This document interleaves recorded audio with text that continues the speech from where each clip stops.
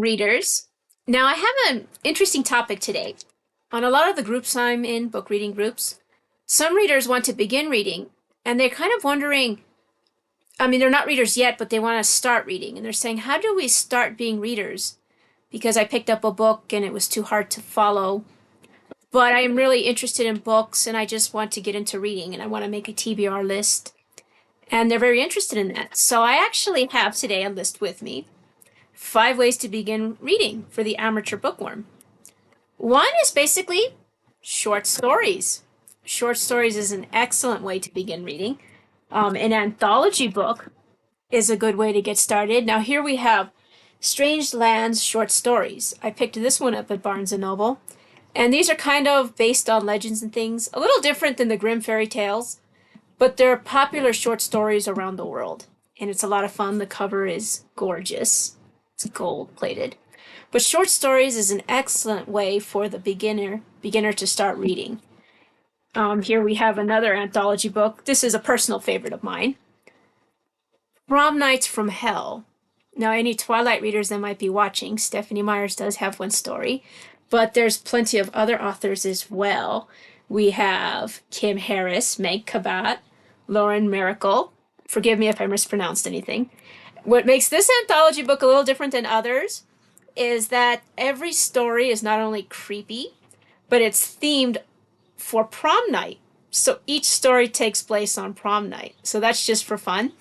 Other short stories, one of my personal favorites as well, is The Bottle Imp. Check that one out, The Bottle Imp. That is quite the story, and it's very eerie, and it's a classic, but it's short. You could read it quickly. Another way for amateur bookworms to get started is a classic. Now, this is kind of a tricky one because beginning bookworms have trouble with some of the intense classics. So I would recommend starting with a simple classic. A Christmas Carol by Charles Dickens is an excellent choice. It's a holiday story, but it's very short. It's a short classic, and it's pretty easy to follow even for an amateur bookworm. You can start reading it, and it starts warming you up into the classics. So, yes, A Christmas Carol. Other short ones are, let's take The Nutcracker, another holiday one, but it's a short story by Alexandre Dumas. And his other works are a little more intense for a beginner, so this is a good way to start, The Nutcracker. And of course, Edgar Allan Poe. He's always worth the read, but The Raven is a short one. It's a short poem. And this one here is, and other poems as well. So a great way to start warming up to Edgar Allan Poe is to start reading his poems. Each one tells a story, each of his poems, and it's always for the macabre style. Your preference is the macabre. Edgar Allan Poe is definitely the author for you. All right, another, actually, believe it or not, some readers consider this cheating, but another option is audiobooks. I mentioned The Bottle Imp.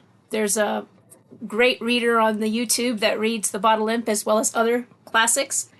You can start warming yourself up to the idea to read by listening to classics or listening to other stories. You just put on the audiobooks. You can rent some from the library. And yes, you can begin reading like that. Now, another way to start warming yourself up to reading is basically nonfiction. To-do books, gardening books. I mean, I know that sounds a little unglamorous if you're someone who wants to get into famous stories, but believe it or not, you pick up a nonfiction book, you start reading other books as well. Now, not all nonfiction books are... Some people assume that if they've never picked up books before, if books are not their thing, they start reading nonfiction books, they'll tell me, well, nonfiction books are boring. Well, that's not true at all. Here we have The World's Greatest Love Letters. It's a nonfiction book, and it's love letters written by famous people around the world. I've recommended this book before on this channel. Napoleon Bonaparte is here, Edgar Allan Poe, Beethoven. I mean, this book is loaded with history and private sentiments, moments in people's lives where their emotions were put on paper. So yes, nonfiction books can be very intriguing and fascinating. So I definitely recommend giving this one a try if you're starting to get into reading. All right, so here, before I mention the last way to warm yourself up to reading, an honorable mention is to spend the afternoon at a bookstore. Barnes and Noble is a perfect choice, but you can choose another bookstore as well. You know, have stay in the coffee shop, have a cup of coffee, have a muffin, and choose one of the books off the bookshelf. But I must warn you though, to choose your budget before you walk in, because I know every time I walk into Barnes and Noble, it's laid out so that you want to just fill your little basket with books. So yes, you can start becoming obsessed with collecting books. So decide beforehand, I'm only going to buy one, or I'm going to buy two, or whatever your budget is, however many books you want to buy. But just sitting in that bookstore, believe me, will get you into reading. You pick a book off the shelf and you can't put it down after that. So that's an honorable mention. You can also do this at the library. The library is a great place if you're just passing by and you want to pick up a book off the shelf.